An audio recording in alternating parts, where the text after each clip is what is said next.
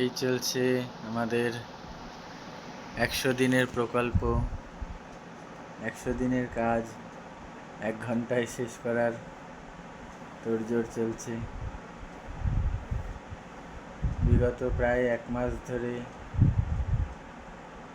আমাদের এক ভাগ্নির, কি বলবো, নাতিন হবে নাকি, নাতিনের সোয়েটার বোনার কাজ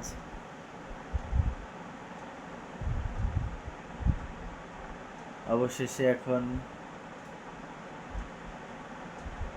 সোয়েটার কাটার ঘর ছেড়ে বেরিয়ে আসছে ধীরে ধীরে। এখন বাজছে রাত প্রায় 12:15।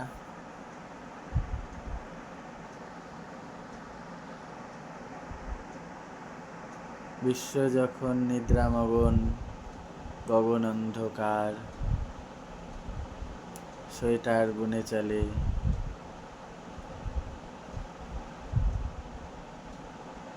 বুনন নির্বিকার। ঘড়ির কাঁটার সাথে সাথে উলের কাঁটা চলছে।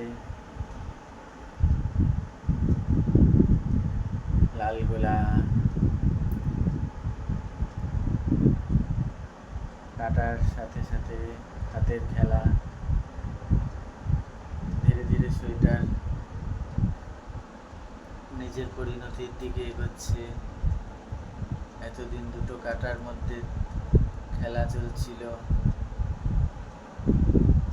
এখন ধীরে ধীরে কাঁটার থেকে সোয়েটার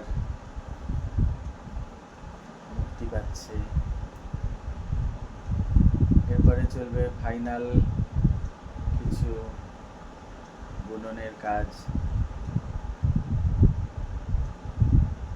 এখন বোধহয় ঘর মারার কিছু পদ্ধতি চলছে নাকি। এরপরে জয়েন্টের কাজ হবে, তারপর কিছু সৌন্দর্যায়ন, ফুল পাপড়ি লেজের কাজ হবে।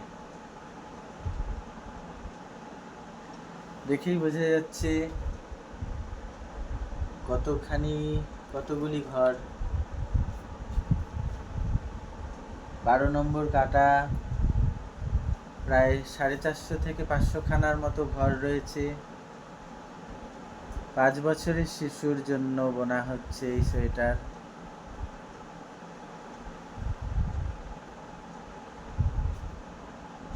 কাটা ধরে রাখতে পারছে না ঘরগুলো। একটু আগেই এমন পরিস্থিতি হয়েছিল যে কাটা রীতিমতো ঘাড় ভেঙে পড়ে যাওয়ার জোগাড় হয়েছিল। তবে হ্যাঁ, তাল গাছ এক পায়ে দাঁড়িয়ে। বাঁশ নুয়ে গেছে কিন্তু ভাঙে, তবু মোচকায় না। না, মোচকায় কিন্তু ভাঙে না।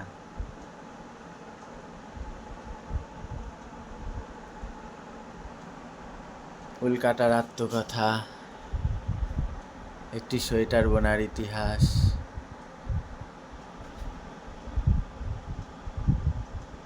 সময়, মনন, মানসিকতা সমস্ত কিছু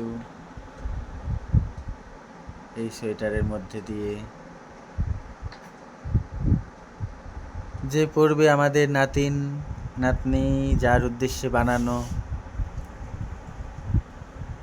এবছর শীত প্রায় চলে যাচ্ছে, তবু এখনো চৈত্র মাসের মাঝামাঝি, এখনো ঠান্ডা ঠান্ডা ভাব রয়েছে।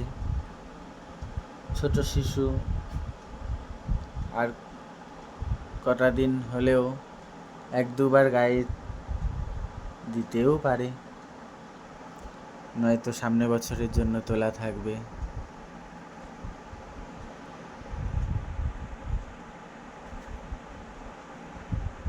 আগামী বসন্তে যেন মিশে যাব বৃহতের দলে।